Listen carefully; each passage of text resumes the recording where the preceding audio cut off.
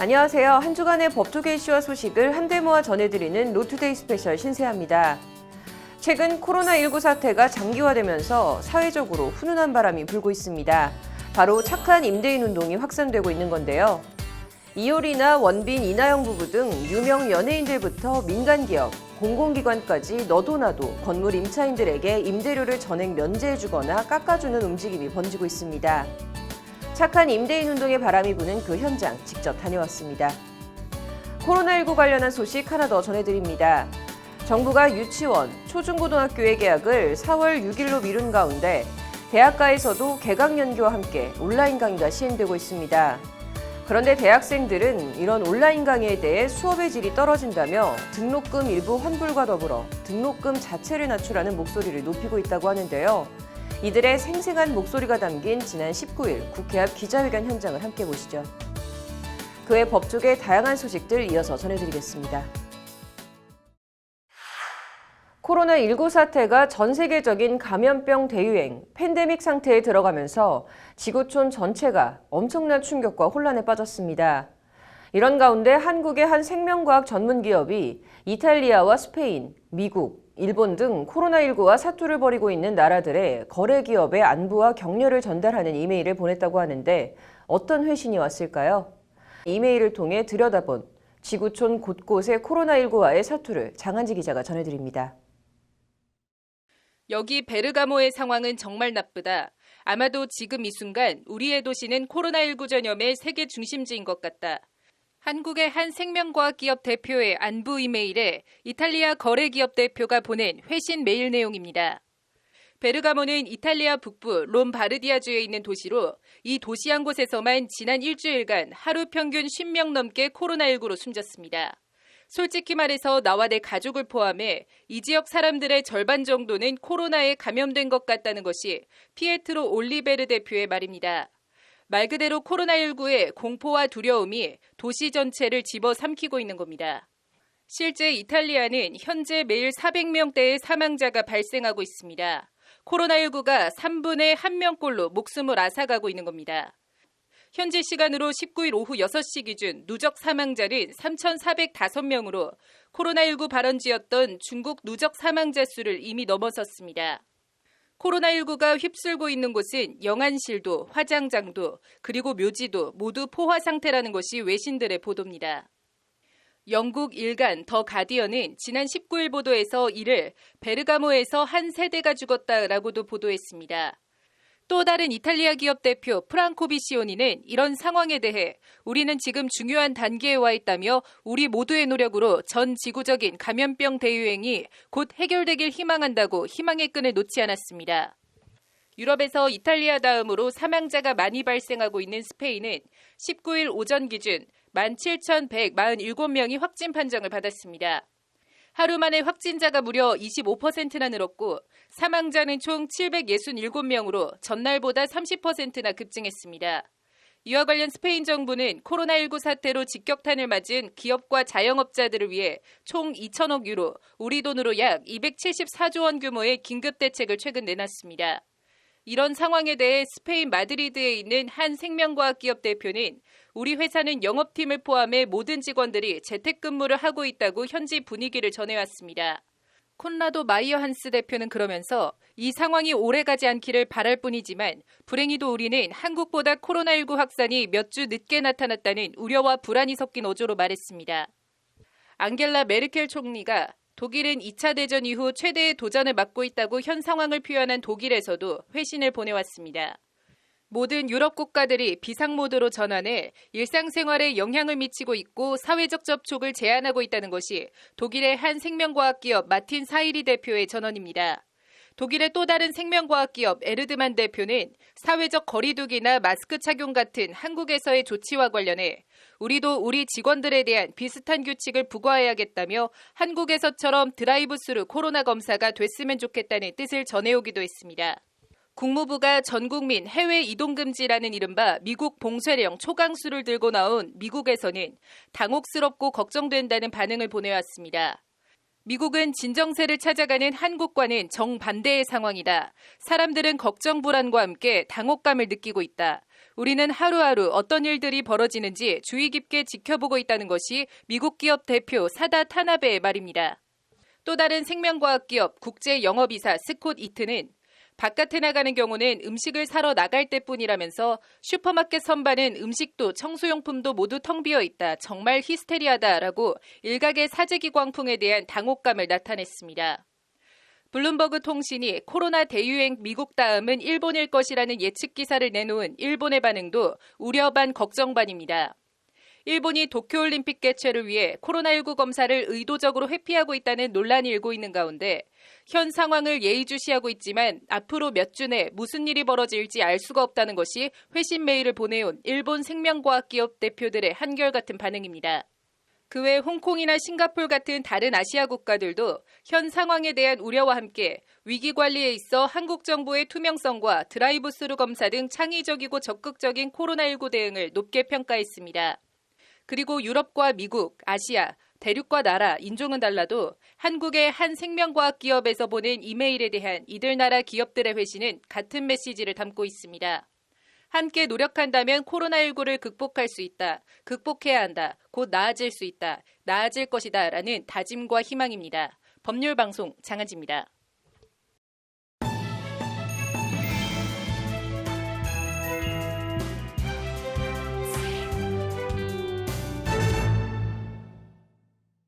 가수 이효리 그리고 배우 원빈, 이나영 부부와 김태희 비 부부가 최근 공통점이 생겼다고 합니다.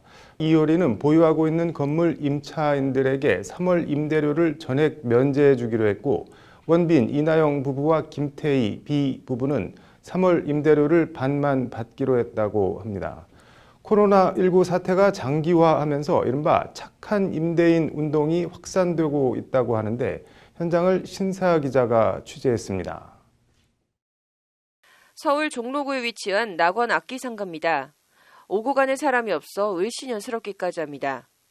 코로나19 사태에 직격탄을 맞고 있는 모습을 적나라하게 보여주고 있습니다.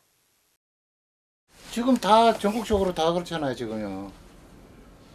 그런데 어떻게 방법이 없잖아요. 지금 손님도 없고 다 하는데 뭐 어떻게 할 수도 없고 지금은 이 상태에서는. 계약을 전후한 2, 3, 4월은 악기상가의 대목이었는데 올해는 다 부질없고 허망한 일일 뿐입니다. 3월 한 달, 4월 한 달, 5월 달까지 악기가 판매가 돼야 되는데 전혀 오고 가는 사람이 없으니까 나와서 놀고 가는 날이 태반이고. 보다 못한 낙원상가 번영회와 상인연합회가 나서 2개 건물 중에 1개 건물 입주 임차인에 대해선 10일부터 2개월간 임대료를 40% 깎아주기로 합의했습니다. 아주 좋습니다. 네, 물론 장사가 안 돼서 조금 힘들긴 하지만 아주 긍정적이고 우리 상인 회원들의 반응이 아주 그나마 다행이다. 그것도 뭐 10% 20%가 아니고 40%를 해주는 거니까 상당히 많이 고마워하고 있는 상황. 이처럼 코로나19 사태가 장기화되고 경기가 곤두박질치면서 임대인들이 새들어 있는 임차인들을 위해 선의로 임대료를 깎아주는 이른바 착한 임대인 운동이 등장해 확산하고 있습니다.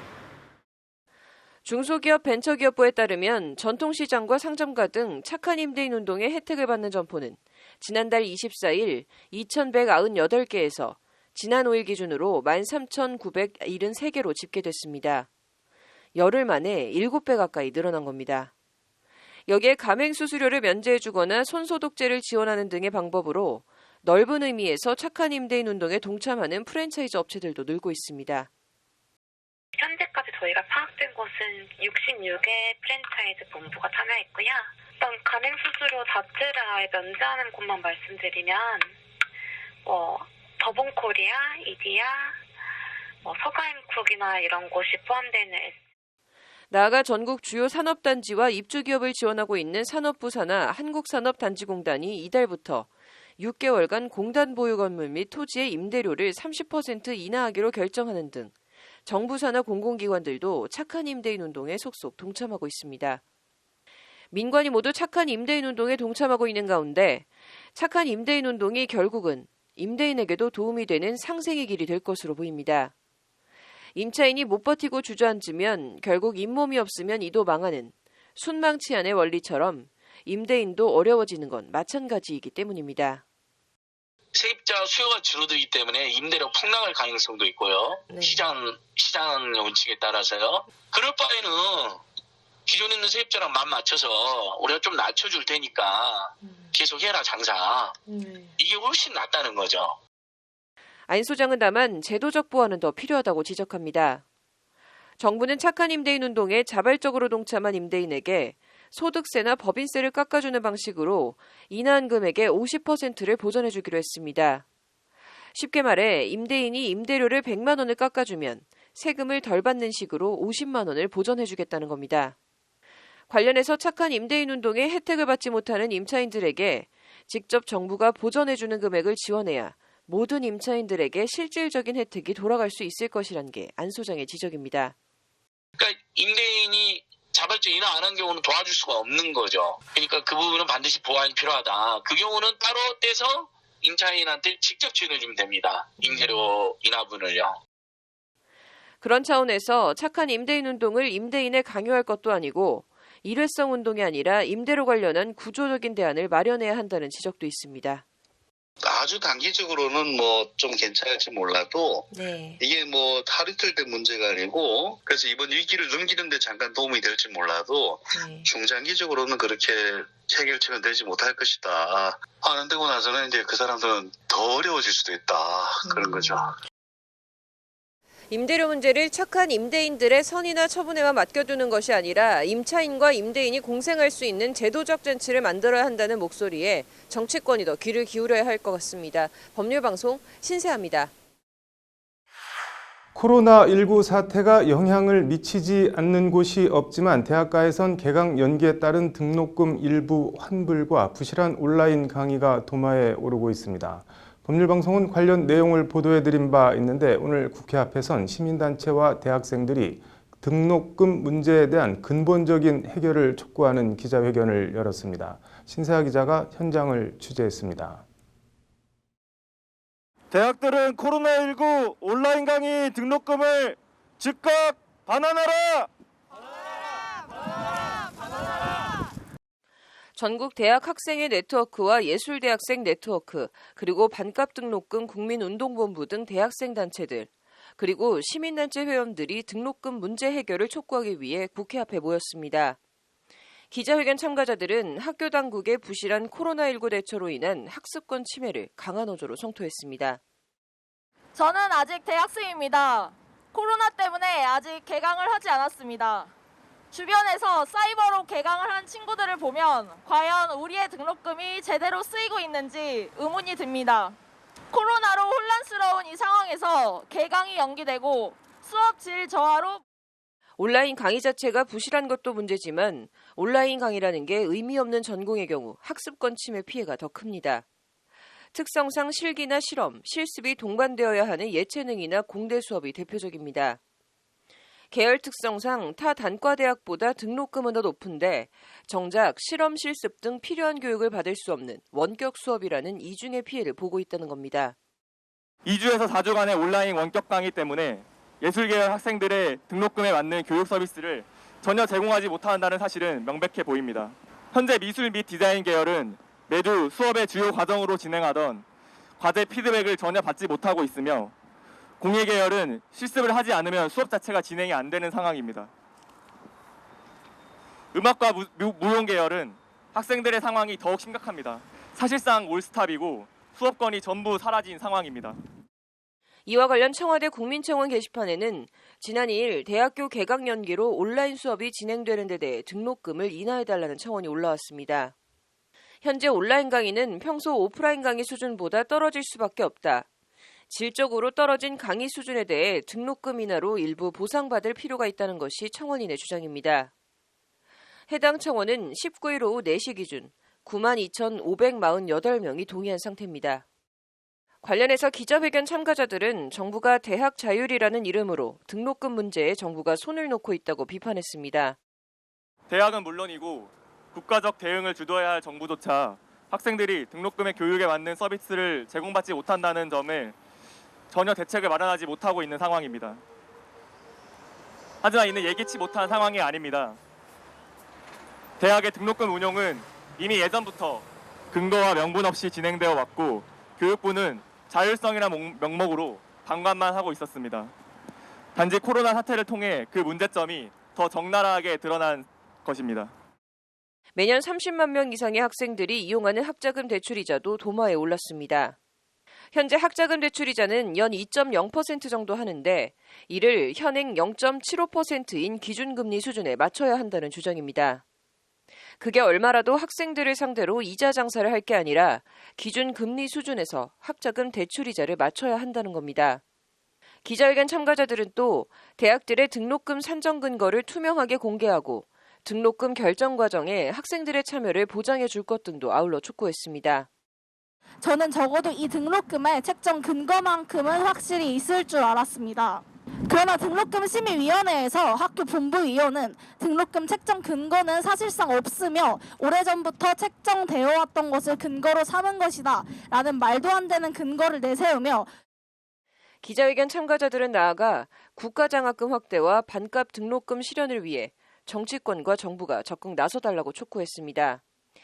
이를 통해 적어도 돈이 없어 학업을 지속 못하거나 대학생들이 과도한 빚을 지고 사회로 나가는 것을 막아달라는 것이 이들의 요청입니다. 턱없이 높은 등록금을 위해 아등바등 살아가는 청년들. 대학에서 학생은 없습니다. 대학의 민주주의는 없습니다. 대학생활 4년은 사회를 경험하고 배우는 시간이며 대학 수입의 60%를 담당하는 운영의 주체로 성장하는 시간이어야 합니다. 대학이 대학답게, 대학 교육이 대학 교육답게 변하기 위해서는 이 모든 구조가 바뀌어야 합니다.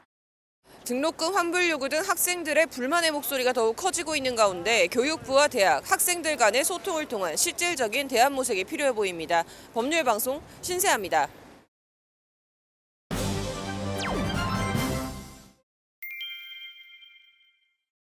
코로나19 사태가 장기화하면서 무급 휴가나 무급 휴직, 나아가 권고 사직까지 강요당하는 직장인들이 늘고 있다고 합니다.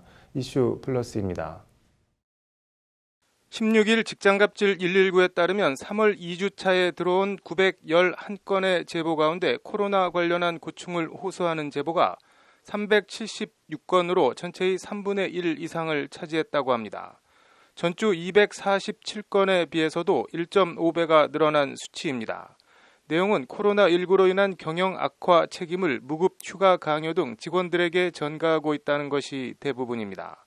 세부적으로 보면 코로나19로 무급 휴가를 강요받았다는 제보가 44.1%로 가장 많았고 다음으로는 불이익 18.4%, 연차 강요 14.9%, 해고와 권고 사직을 당했다는 것도 14.6%, 임금 삭감 8% 순이었습니다. 하지만 유급 휴가 기간과 무급 휴가 기간이 저마다 제각각으로 일선에서 명확한 기준이 없이 혼선을 빚고 있고 사측이 명확한 기준 없이 무급 휴직 동의서를 강요하는 것은 엄연한 불법이라는 것이 직장갑질 119의 설명입니다.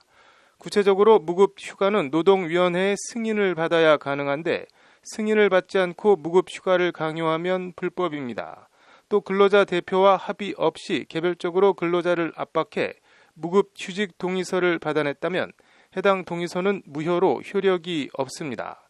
나아가 코로나19로 회사가 어려워진 것 자체를 노동자 잘못으로 볼 수는 없어 회사가 휴업을 결정했다면 이 기간 노동자에게 평균 임금의 70%를 지급해야 한다고 직장갑질 119는 설명합니다.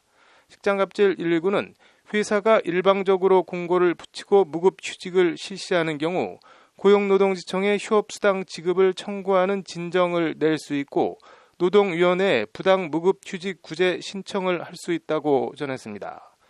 아울러 사측의 강요로 무급 휴직 동의서를 이미 작성했다면 지금이라도 무급 휴직 동의를 철회하고 근로 의사표시를 할 필요가 있다며 사측과 무급 휴직 동의서 작성 경위 등에 대한 사실관계를 증거로 취합하라고 조언했습니다. 한편 직장갑질 119는 지난 9일부터 코로나 갑질 특별 대책반을 운영하고 있습니다. 보통 노동과 관련한 상담 이메일을 직장갑질 119에 보낼 경우 4, 5일 내로 답변을 받았지만 코로나19 갑질 상담은 48시간 내로 답변을 받아볼 수 있습니다. 네, 예로부터 국가에 천재지변이나 변란이 오면 가장 먼저, 가장 처절하게 죽어나가고 피해를 보는 것은 제일 하층의 기층민들입니다. 코로나19도 마찬가지라는 생각입니다. 힘들지 않은 사람 없겠지만 편의점이나 식당 아르바이트, 일용직, 비정규직, 특수고용직, 학습지 교사 등 무님한 자영업자 등은 그야말로 밥줄이 끊기게 생겼습니다. 자영업자나 중소기업도 다 어렵겠지만 이럴 때일수록 원론적인 말이지만 어느 한쪽의 책임이나 부담을 전가하는 것이 아니라 다 같이 합심해서 극복해 나가야 하지 않나, 같이 살아야 하지 않나 싶습니다. 이슈 플러스였습니다. 해외여행을 계획하고 계약금 등 여행 비용을 다 지불했는데 코로나19 사태가 터지면서 여행을 갈 수 없게 됐습니다. 당연히 지불한 돈을 돌려받을 수 있을 것 같은데 여행사는 약관을 들어 연기는 해줄 수 있지만 환불은 해줄 수가 없다고 합니다. 해당 약관에 동의한다고 고객은 어쨌든 사인을 했습니다. 법적으로 어떻게 될까요? 오늘 이와 관련한 첫 집단 소송이 제기됐습니다. 장한지 기자가 취재했습니다. 3월 말 베트남 여행을 계획한 한 고객의 숙박 결제 내역입니다.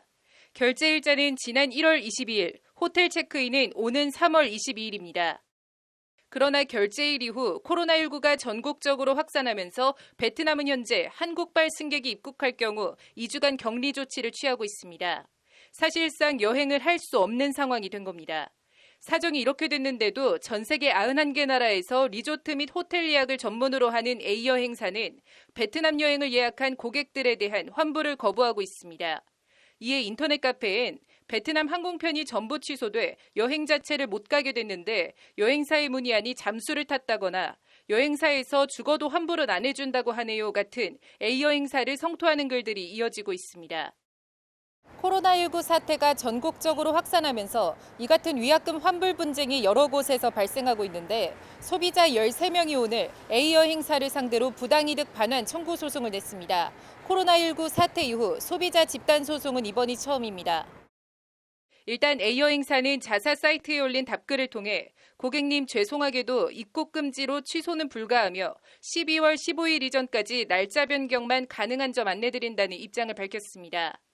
적립금을 쌓아두는 방법 등으로 연기는 해줄 수 있지만 취소는 안 된다는 겁니다. 일단 A여행사 이용약관 제34조엔 천재지변, 전란, 정부 명령 등으로 여행의 목적을 달성할 수 없을 경우엔 여행 조건을 변경하거나 요금을 달리 정산한다고만 되어 있습니다. 환불에 관한 규정은 없습니다. 여행 취소에 여행사 귀책 사유가 있는 것도 아닌 만큼 환불은 해줄 수 없다는 것이 여행사 입장인데 소비자보호원도 여행사 잘못으로 취소된 게 아닌 만큼 약관이 우선한다는 여행사와 같은 입장입니다. 특약이 표준 약관보다는 우위에 있어요. 여행사에서 마련한 특약이 먼저 우선이기 때문에 그거에 의해서 이행을 합니다. 꼭 불리하긴 하죠, 소비자님한테. 예, 근데 그건 다 확인을 하시고 계약을 하신 거기 때문에 소비자님들이. 그러나 이번 집단 소송을 대리하고 있는 황준엽 변호사는 해당 약관이 소비자에게 일방적으로 불리한 불공정한 위법한 약관으로 위법한 약관을 근거로 환불을 못 해주겠다는 주장은 말이 안 된다는 입장입니다. 이 부분은 이제 약관법이나 기타 이제 공정거리에서 내놓은 지침이나 이런 것들을 봐도요, 불공정 약관이 좀 명확해 보인다는 게 저희 판단이고요. 저쪽에서 일방적으로 그렇게 이제 뭐 제시하는 약관이 불공정 약관이기 때문에 그 부분에 근거해서 하는 건지 이유가 없다는 게 이제 저희 이제 생각이고요. 관련해서 공정거래위원회는 지난 2017년 천재지변 등 여행자 귀책 사유가 아닌 불가피한 사유일 경우엔 소비자의 위약금 지불 책임을 면제하도록 하는 소비자 분쟁 해결 기준 개정안을 마련해 2018년 2월부터 시행했습니다. 코로나19 사태로 여행사가 소비자들에게 숙소를 마련해줘야 할 의무를 면제받았으니 그에 따른 계약금이나 수수료 등 권한도 포기해야 한다는 것이 황 변호사의 주장입니다. 여행 계약의 실현 이행이 불가능하게 하게 됐기 때문에 그 부분은 이제 이행 불능으로서 그쪽에서도 이제 예약 계약을 실현할 수 있는 의무는 면제가 됐지만 반대급부로서 이제 그 해당 이제 금원을 이제 그 보유하거나 받을 수 있는 권한도 소멸된다는 게 이제 대법원 판례거든요. 그것에 따라서 하는 거고. 황 변호사는 일단 13명으로 집단 소송을 내고 추후 비슷한 피해자들을 더 모아 추가 소송을 낼 계획이라고 밝혔습니다. 현재 한국발 승객에 대해 이런저런 입국 제한 조치를 취하고 있는 나라는 전 세계적으로 140개 나라에 이릅니다. 소비자 보호원에서 분쟁 해결을 못 볼 경우 비슷한 소송이 줄을 이을 것으로 보입니다. 코로나19 사태에 해당 회사와 소비자 누구의 잘못도 없지만 계약 내용을 이행하지 못하게 됐을 경우 소비자의 위약금이나 회사의 환불 책임에 대해 법원이 어느 쪽에 손을 들어줄지 어떻게 어디까지 인정할지 주목됩니다. 법률방송 장한지입니다.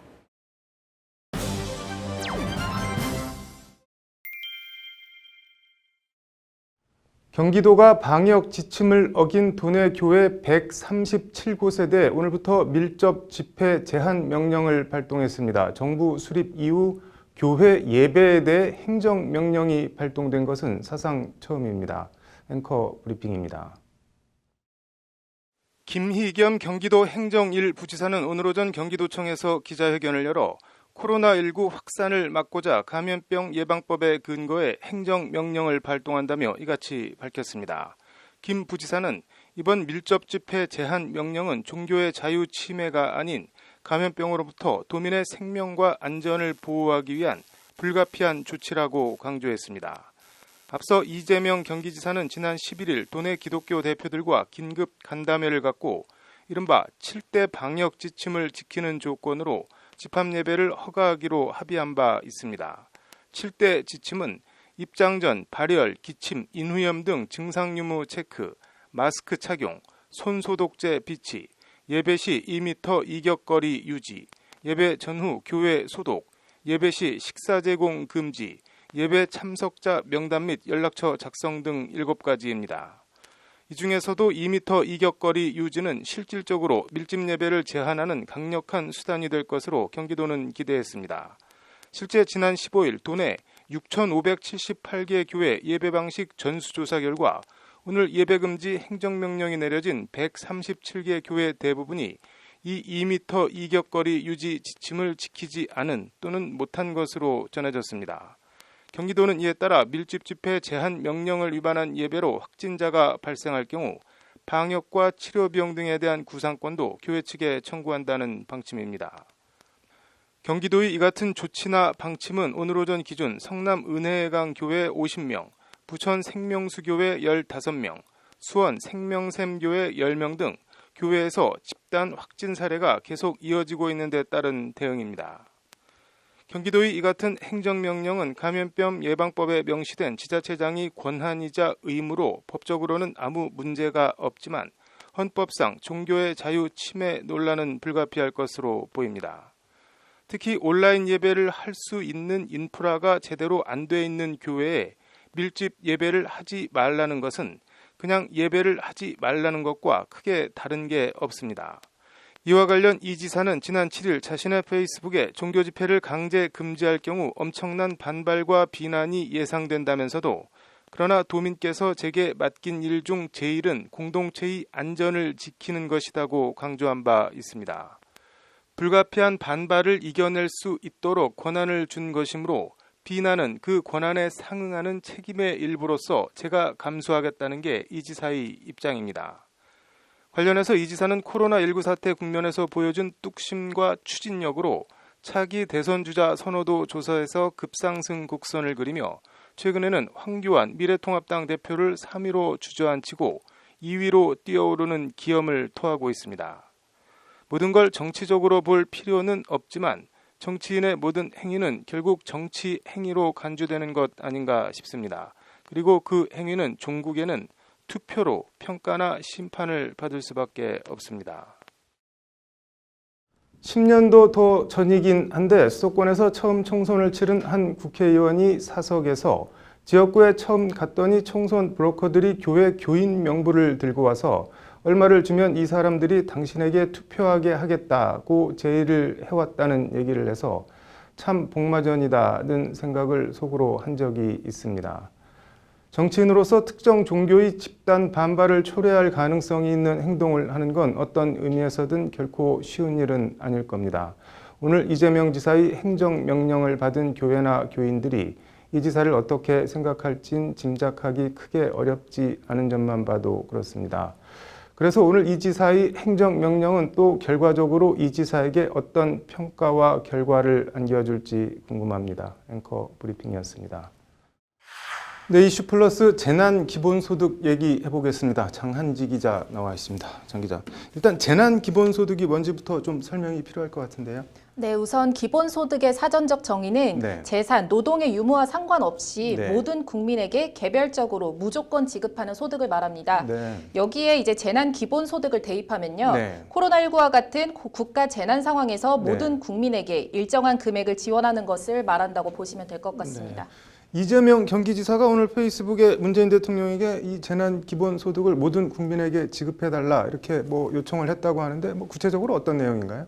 네, 이 지사는 네. 대공황에 버금가는 주가 폭락이 이어지는 전대미문의 경제 위기를 맞이해 통상적 경제 재정 정책의 확장이 아닌 전례 없는 비상적 대응을 시행해야 할 때라면서 네. 재난 기본소득 지급을 문 대통령에게 공개적으로 건의했습니다. 네. 4차 산업혁명으로 소득과 자산의 집중이 격화되고 일자리 부족과 대량 실업이 일상화하는 사회에서는 과거의 시혜적 복지 정책, 공급자 중심의 전통적 재정 정책은 더 이상 효력을 발휘하기가 어렵다는 게 이 지사의 말입니다. 네. 그러면서 기본소득은 어려운 사람을 돕는 보완적 복지 정책이 아니라 자본주의의 지속과 경제의 지속 성장을 담보하는 핵심 경제 정책이라는 게 이 지사의 말입니다. 네. 국민 1인당 재난 기본소득을 다시 한번 중앙정부와 정치권에 요청합니다. 전례 없는 비상시기에는 전례 없는 비상대책이 필요합니다. 지금까지 해왔던 정책의 확장으로는 효과적 대처가 불가능합니다. 모든 국민에게 일정 금액을 지급한다는 것은 좋은데 결국은 재원 마련이 문제 아닌가요? 뭐 어떻게 하겠다는 건가요? 네, 세금을 더 걷는 증세가 네. 아닌 이미 거둔 세금을 통해서 재원 마련이 충분히 가능하다는 것이 이 지사의 주장입니다. 네. 재난 기본소득 재원도 국민 부담을 늘리는 증세로 마련하는 것이 아니라 네. 어차피 내는 세금을 아끼고 우선순위 조정을 통해 만든다. 일시적 경제위기 극복과 완화에 50조 원을 집행한다고 해도 향후 2, 3년간 나누면 국민 부담 없이 연간 500조 원 넘는 기존 예산 조정만으로 얼마든지 재원을 마련할 수 있다는 것이 이 지사의 설명입니다. 이게 뭐 가능할까요? 네, 기술적으로 가능하냐와 별개로 네. 이제 기본소득, 이른바 보편적 복지가 네. 이슈가 되면 늘 따라다니는 논란이 그럼 이건희 회장한테도 이런 기본소득을 줘야 하냐라는 식의 반박입니다. 이른바 선별적 복지인데요. 네. 관련해서 박원순 서울시장은 어제 3,300여 원을 들여서 네. 이제 재난 기본소득을 시행한다고 밝히면서 네. 선별적 복지를 채택했습니다. 네. 계층별, 업종별로 사정이 다른 만큼 네. 이제 보편적 지급보다는 선별적 지급을 해야 할 때라는 게 박 시장의 말입니다. 네. 줄곧 전 국민에게 재난 기본소득 일괄 지급 입장을 밝힌 김경수 경남지사도 오늘 네. 기자회견을 갖고요. 중위소득 이하 가구 100%에 대해 최대 50만 원까지 지원을 검토하고 있다면서 네. 우선 선별적 지급에 나설 것임을 밝혔습니다. 네. 경남에서는 코로나19로 인한 피해 지원을 위해서 선별적 긴급 재난소득을 편성할 예정이다라는 것이 김 지사의 말입니다. 야당은 좀 비판적인 입장이죠?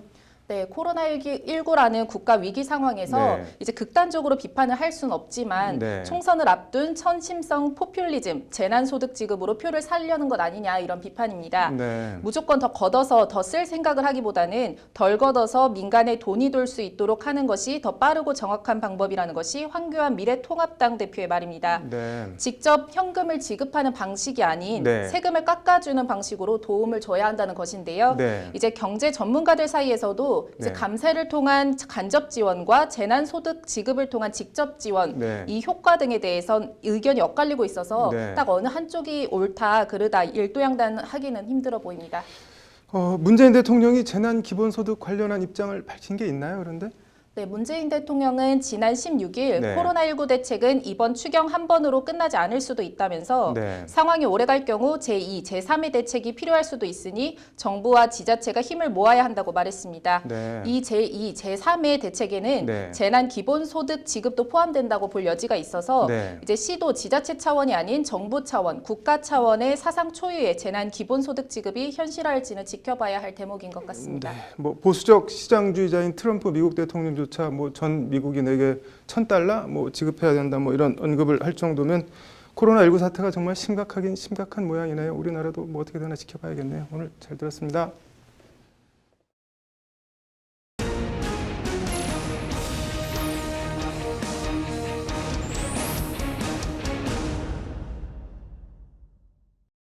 네, 법무부가 오늘 법조계 전관 특혜 근절 방안을 발표했습니다. 로인사이드 장한지 기자와 얘기해 보겠습니다.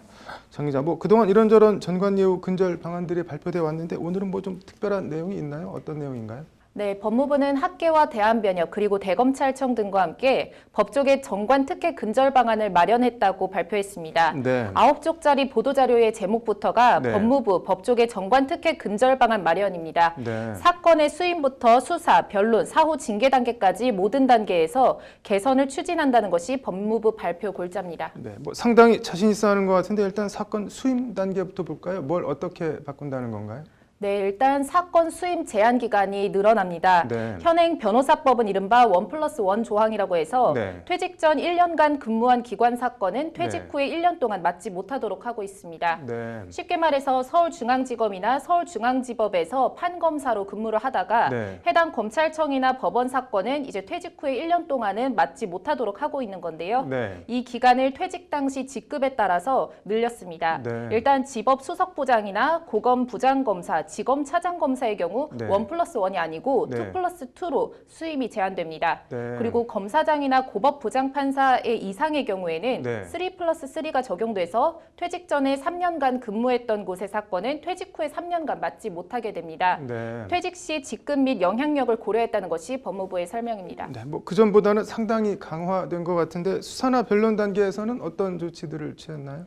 네, 수사 단계에서는 그동안 이른바 전화 변론이나 몰래 변론이 큰 문제점으로 지적되어 왔습니다.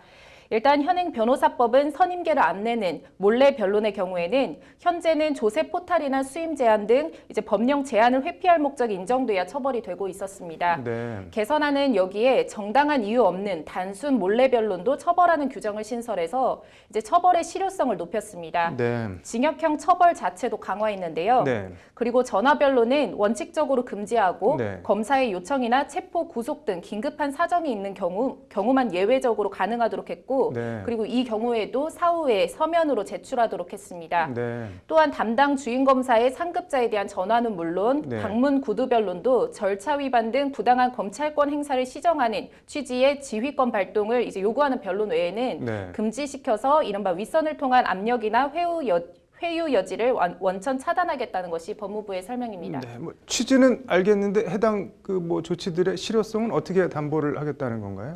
네, KICS라는 검찰 내부 시스템에 관련 내용을 입력하도록 네. 할 방침입니다. 네. 일단 변호인이 법원이나 검찰 퇴임 변호사인지 입력하도록 하고 네. 조사 참여, 방문, 전화, 서면 제출 등 변론 유형 그리고 혐의 유무와 신병 이런 것들을 주요 변론 내용으로 다 입력하도록 하겠다는 건데요. 네.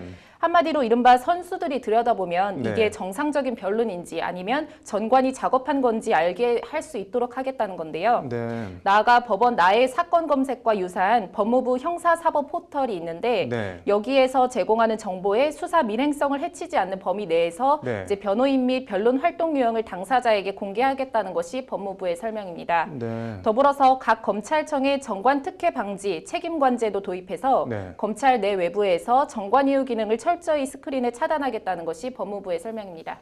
징계 관련해서는 어떤 조치들을 내놨나요? 네, 법조윤리 관련 법령 위반자에 대한 이제 징계 개시 신청 등의 기능을 담당하는 네. 법조윤리협의회라는 기구가 있는데요. 네. 이 기구의 기능과 역량이 크게 강화될 것 같습니다. 이제 법조비리 신고센터와 조사 전담반을 설치하고 네. 즉시 현장 조사권을 부여해서 법조비리를 신속하고 효율적으로 적발할 수 있도록 하겠다는 것이 법무부의 구상입니다. 네. 더불어 대한변협의 변호사 징계 기준을 정비하고 강화해서 네. 정관 특혜에 대해서는 이제 변호사 자격 정지나 제명 등 일관되고 엄격한 징계권을 행사하겠다고 법무부는 발표했습니다. 네. 다른 조치들이 더 언급된 게 있나요?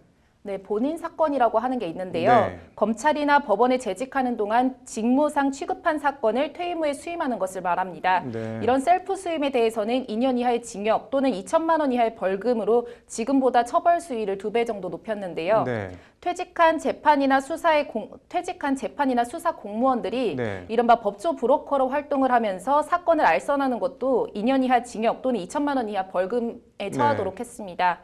이와 함께 사무장 등 미등록 퇴직 공직자에 대한 규제 조항을 신설하고 네. 기존 처벌 조항은 강화하는 등 법조 브로커 퇴출 방안도 함께 나눴습니다. 네. 오늘 발표한 법조계 정관특혜 근절 방안을 조속히 제도화해서 국민으로부터 신뢰받는 사법 시스템이 정착될 수 있도록 최선을 다하겠다고 법무부는 밝혔습니다. 네, 잘 시행이 되고 정착이 됐으면 좋겠네요. 오늘 잘 들었습니다. 나경원 미래통합당 의원의 자녀 입학비리 의혹 등을 검찰에 10번이나 고발한 시민단체 관계자가 있습니다. 최근 11번째 고발장을 냈다고 하는데 11번째 고발장은 검찰이 아닌 경찰에 냈습니다. 왜 그랬을까요? 앵커 브리핑입니다. 나경원 의원 11번 고발의 주인공은 안진걸 민생경제연구소 소장입니다. 안진걸 소장은 그동안 나경원 의원의 스페셜 올림픽 코리아 회장 재임 시절 채용 예산 비리, 자녀 입학 비리 의혹 등에 대해 지난해 9월부터 검찰에 무려 10번이나 고발장을 냈습니다. 그런데 검찰이 조사를 할 생각이 있는지 모르겠다며 최근 11번째 고발장을 경찰에 제출했습니다. 그리고 오늘 오후 고발인 조사를 위해 서울경찰청 지능범죄수사대를 찾은 안진걸 소장은 기자회견을 자청해 검찰을 강하게 비판했습니다.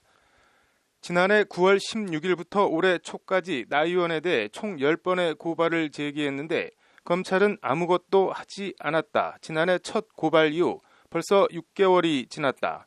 검찰은 도대체 무엇을 하고 있는 것인지 알 수가 없다는 것이 검찰을 향한 안 소장의 성토입니다. 안 소장은 그러면서 검찰은 고발인만 5번 불러서 조사했을 뿐 피고발인인 나 의원 등 관계자들은 아직까지 소환하지 않고 있다며 검찰을 거듭 비판했습니다. 문화체육관광부 감사 결과 나 의원의 스페셜 올림픽 코리아 회장 재임 시절 15건의 관련 비리가 적발됐고 대한장애인체육회에서 적발한 체육비리 5건도 모두 사실인 것으로 확인됐다는 것이 안 소장의 주장입니다. 안 소장은 이에 저희는 이미 10차례 고발을 진행했고 6개월이 지났지만 더 이상 검찰을 믿을 수도 기다릴 수도 없는 상황인 만큼 경찰에 11차 고발을 제기했다고 11번째 고발장을 검찰이 아닌 경찰에 제출한 배경을 설명했습니다. 안 소장은 이어 검찰은 6개월이 지나도 수사도 하지 않고 고발 53일 만에 고발인을 불러 형식적인 조사를 하는데 그쳤지만 경찰은 정확히 9일 만에 신속한 고발인 조사에 나섰다. 경찰은 검찰과 확실히 다르다고 검찰과 경찰을 평가했습니다. 안 소장에 따르면 경찰은 오늘 진행되는 11차 고발 관련 고발인 조사 외에 민생경제연구소 측이 지금까지 검찰에 제출했던 나 의원의 비리 의혹 관련 1에서 10차 고발 자료도 함께 제출해달라고 요구했습니다. 오늘 고발인 조사는 11차 고발 위주로 진행되지만 이후 경찰이 1차에서 10차 고발 자료에 대해 자료를 받은 뒤에 추가 고발인 조사를 진행할 예정이라는 것이 안 소장의 설명입니다. 검경 수사권 조정 이후 경찰이 검찰보다 권력형 비리 등 특수사건을 제대로 수사할 수 있고 진상을 밝혀낼 수 있다는 것을 보여줄 때가 됐다. 경찰은 국민의 기대와 응원이 고조되고 있는 만큼 엄정하고 철저하게 수사해 주기를 바란다는 게 안 소장의 기대이자 당부입니다. 이번 11차 고발은 그동안 검찰의 지독한 직무유기에 강하게 항의하는 한편 또 다른 수사기관인 경찰이 수사에 착수하는 계기를 만들기 위한 것이라는 게 안 소장의 말입니다. 특정인에 대해 10번씩, 11번씩 고발장을 낸 행위 자체에 대한 평가는 차지하고 아무튼 공인의 비리 의혹에 대해 그 정도 고발장이 접수됐으면 조사를 해서 혐의가 나오면 기소를 하고 혐의가 없으면 불기소 처분을 해서 깨끗하게 정리했으면 되는 것 아닌가 합니다. 그걸 지금까지 안 한 건지 못한 건지는 모르겠으나 아무튼 검찰은 별 수사를 안 했다고 하는데 경찰은 어떻게 나올지 어떤 결과를 내놓을지 궁금합니다. 앵커 브리핑이었습니다. 한진그룹 경영권을 두고 조원태 회장과 조현아 전 대한항공 부사장 측이 남매의 난을 벌이고 있는 가운데 시민단체가 오늘 두 사람을 특정경제가중처벌법상 업무상 배임 및 횡령 혐의로 고발했습니다. 대한항공이 프랑스 에어버스에서 항공기를 구매하며 170억 원대의 리베이트를 받았다는 의혹과 관련돼 있는데 어떤 내용인지 고발장 접수 기자회견 현장을 장한지 기자가 다녀왔습니다. 참여연대 민변 등 시민단체가 오늘 서울 서초동 중앙지검 앞에서 기자회견을 열고 조원태 한진그룹 회장과 조현아 전 대한항공 부사장, 성명불상의 대한항공 임원 등을 특경가법상 배임 및 횡령 혐의로 고발한다고 밝혔습니다.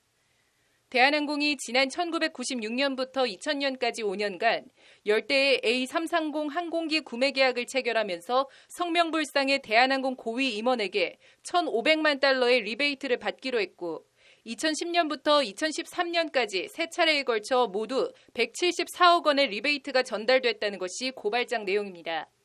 이는 에어버스의 리베이트 혐의에 대해 프랑스와 영국, 미국 검찰 조사 결과 밝혀진 사실이라는 것이 이들의 주장입니다. 실제 지난 1월 말 에어버스에 대한 프랑스 법원 판결문엔 Sales Campaigns with Korean Air, 대한항공과 세일즈 캠페인이라는 문구가 적혀 있고 에어버스는 우리 돈으로 4조 6천억 원의 벌금을 내는 것으로 검찰 및 재판부와 최종 합의했습니다. 관련해서 당시 조원태, 조현아 남매가 대한항공 등기이사였고 특히 조원태 회장의 경우 리베이트 당시 경영전략본부장으로 에어버스 구매에 직접 참여한 만큼 리베이트 사실을 인지하고 있었을 것이라는 게 이들의 주장입니다. 리베이트 사실은 이미 확정된 것임에도 불구하고 그 조원태 측에서는 마치 아직 사실관계가 확정되지 않은 것처럼 이야기하는데 전혀 사실이 아닙니다. 2010년부터 2013년까지 세 차례에 걸쳐서 받은 것으로 나타나 있습니다. 이 경우 리베이트가 대한항공이 아닌 대한항공 오너 일가로 흘러들어갔다면 특경가법상 횡령과 배임에 해당합니다. 대한항공은 지난 2000년에도 고 조양호 회장이 1천억 원대 리베이트와 수백억 원의 세금을 포탈한 혐의로 징역 3년에 집행유예 5년을 확정받은 바가 있습니다. 리베이트를 받는 그런 관행들이 있었던 것으로 보여지고 이러한 리베이트 관행은 결국은 항공기를 고가로 매입해서 회사에 큰 손실을 안겨다 주고 또한 그것이 그대로 항공료에 전이가 돼서 대한항공을 이용하는 소비자들이 고가의 항공료를 내도록 하는 그런 문제가. 그럼에도 대한항공이나 한진그룹에선 이런 리베이트 불법 행위 관행에 대한 진상조사위원회가 꾸려진 적이 없고 이사회도 관련자들에게 책임을 묻는 등의 책임 있는 조치를 취한 적이 단 한 번도 없다고 기자회견 참가자들은 목소리를 높였습니다. 에어버스 리베이트 의혹을 국회 법사위에서 처음 제기한 민생당 최이배 의원은 이와 관련 재발 방지나 투명 경영을 위해선 총수일간은 경영에서 손을 떼고 전문 경영인을 통한 독립적인 이사회 운영 등 대한항공이나 한진그룹의 지배구조 개선이 필요하다고 강조했습니다. 한진그룹의 리스크는 늘 오너의 리스크였습니다. 주주총회를 앞두고 조원태, 조현아 모두 경영권 다툼이 전익가경입니다. 특히 리베이트 의혹에 관련해서 의혹을 제기된 것에 대한 부분은 사과도 없이 서로 연관된 자리에 있었을 것이라고 서로 공방만 펼치고 있습니다. 검찰 수사를 통해서 반드시 이 의혹이 해소되어야 되고 오너 리스크가 해소되어야 합니다. 기자회견 참가자들은 한진 관련 주식을 다량 보유하고 있는 국민연금이 적극적으로 나서야 한다고 목소리를 높였습니다. 리베이트를 받고 소각해야 할 자사주를 가지고 지배력을 2배나 부풀리고 일감을 몰아주고 갑질을 하고 탈세를 하고 밀수까지 하는 재벌 범죄, 재벌 편법의 종합 백화점이 바로 한진 총수 일가들입니다. 지금 국민연금이 주주권 제한, 즉 스튜디오십 코드를 대한항공 측은 지난 10일 입장문을 내고 조원태 회장을 비롯한 현 경영진은 이번 리베이트 사건과 어떠한 관련도 없다고 조 회장과의 연관설에 선을 그었습니다. 조현아 전 부사장은 오늘 법률 대리인인 법무법인 원을 통해 이번과 같은 항공기 구매 리베이트 건은 있어서는 안 될 부끄러운 일이라며 어떤 불법적 의사결정에도 관여한 바가 없다고 강조했습니다. 조 전 부사장은 그러면서 향후 위법 행위가 드러날 경우 그에 상응한 책임과 처벌도 감수해야 할 것이라며 화살을 사실상 경영권 다툼을 벌이고 있는 오빠 조원태를 향했습니다. 한진그룹 지주사 한진칼 주주총회가 다음 주 금요일에 예정된 가운데 참여연대의 오늘 고발과 검찰 수사가 한진그룹 경영권과 지배구조에 어떤 영향을 미칠지 주목됩니다. 법률방송 장한지입니다.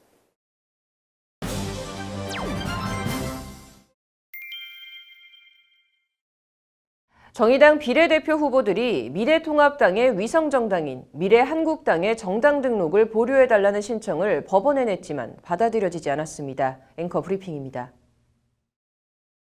서울행정법원 행정6부는 류호정 씨 등 정의당 비례대표 후보 28명이 중앙선거관리위원회에 미래한국당 정당 등록 효력을 정지해달라며 낸 집행정지 신청을 오늘 각하했습니다. 각하는 소송이나 청구가 요건을 갖추지 못한 경우 주장 자체를 판단하지 않고 그냥 재판 절차를 끝내는 것을 말합니다. 앞서 정의당은 비례대표 선거용 위성정당인 미래한국당이 위헌적이라며 선관위에 처분을 취소해야 한다고 소송을 내고 집행정지도 함께 신청했습니다. 4.15 총선에서 연동형 비례대표 의석만을 노리고 만들어진 미래한국당은 국민의 정치적 선택권을 훼손하는 위헌적 정당이라는 것이 정의당의 주장입니다. 정의당은 또 자발적 조직이 아니라 하명에 의한 사조직이므로 정당법상 자격도 갖추지 못했다는 주장도 함께 개진했습니다. 이와 관련 재판부는 앞서 지난 19일 신문기일에서 정의당 측이 원고로서 자격이 있는지, 소송을 통해 구할 이익이 있는지를 주로 물은 것으로 전해졌습니다.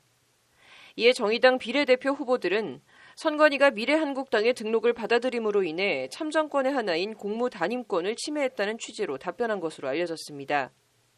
이대로 선거가 치러져 미래한국당에서 다수의 당선자가 나와 정의당 비례대표들이 떨어질 경우 회복하기 어려운 손해가 발생하므로 긴급하게 정당 등록 효력을 정지해야 한다는 취지입니다. 반면 선관위 측에서는 선관위는 정당법상 형식적 심사권만 가진 만큼 정당 등록 신청을 거부할 수 없다는 취지로 주장했습니다. 선관위는 또 정당 등록은 소송의 대상인 행정처분이 아니라는 취지로도 주장했습니다. 양측의 의견을 취합한 재판부는 선관위 손을 들어줘 각하 결정을 내렸습니다. 법원이 오늘 집행정지 신청 각하 결정을 내림에 따라 선관위가 미래한국당의 정당 등록 신청을 받아들인 처분의 효력은 본안 판결에서 취소되지 않는 한 그대로 유지됩니다. 향후 본안 소송이 남아있긴 하지만 집행정지 사건에서 재판부가 이미 각하 판단을 내린 만큼 결과가 뒤바뀌어 정의당이 승소할 가능성은 높지 않아 보입니다. 나아가 더불어민주당도 사실상 비례용 위성정당을 만든 마당에 미래통합당과 미래한국당만 갖고 뭐라 할 수도 없는 상황이 됐습니다. 박근혜 전 대통령의 내가 이러려고 라는 말이 생각납니다. 정의당 입장에선 내가 이러려고 패스트트랙 해줬나 하는 자조가 들 법도 합니다. 이럴 거면 뭐하러 연동형 비례제 패스트트랙 위에서 치고받고 싸우며 그 난리를 피운 건지 이해 불가합니다. 여야가 서로 네가 먼저 불륜을 했으니 나도 불륜을 한다. 그런데 나는 불륜이 아니고 로맨스다. 너만 불륜이다. 라고 주장하는 건지 난해합니다. 앵커 브리핑이었습니다. 한결로 보는 세상, 오늘은 좀 특이한 해고 무효 소송 얘기해 보겠습니다. A씨는 비법인 대표이사 수행기사로 일한 지 한 달 만에 대표로부터 오늘까지만 근무하라는 말을 들었습니다. 구두로 해고 통보를 받은 겁니다. 해당 법인은 이후 A씨에게 다른 보직을 제시하며 다른 시로 출근하라고 했지만 A씨는 출근하지 않았고 노동청에 해고 유예수당 미지급 진정을 넣었습니다. 해고 예고수당은 근로자를 해고할 경우 30일 전까지 미리 통보하지 않을 경우 최소 30일분 이상의 통상임금을 지급해야 하는 것을 말합니다. 이에 B법인은 A씨에게 퇴직 위로금 명목으로 340여만 원을 지급했고 A씨는 합의 해고 예고수당 지급받음을 이유로 진정을 취하했습니다. 그 사이 A씨는 다른 회사에 취직을 했고 일단락되는 듯한 사건은 A씨가 부당 해고를 당했다며 지방노동위원회에 구제 신청을 내면서 다시 불거졌습니다. 진호위는 B법인이 다시 출근하라고 했지만 원직 복직이 아니라는 이유로 A씨의 부당 해고 구제 신청을 인용했습니다. 하지만 중앙노동위원회에서 진호위 결정은 뒤집혔고 A씨는 중노위 결정에 불복해 이번엔 부당 해고 구제 재심 판정을 취소하라는 소송을 냈습니다. 그리고 서울행정법원 행정13부 장낙원 부장판사는 오늘 A씨 손을 들어주며 원고 승소로 판결했습니다. 일단 내용적으로는 다른 보직을 줄 테니 출근하라는 회사 제안을 거부하고 퇴직 위로금을 받고 노동청에 합의했다며 진정을 취하한 A씨가 해고를 당한 것으로 볼 수 있느냐가 쟁점이 됐습니다. 재판부는 여기에 대해 A씨가 근로관계 종료를 통보하는 대표이사에 반발했고 비법인이 A씨 의사에 반해 일방적으로 근로관계를 종료했으니 A씨를 해고한 것이라고 판단했습니다.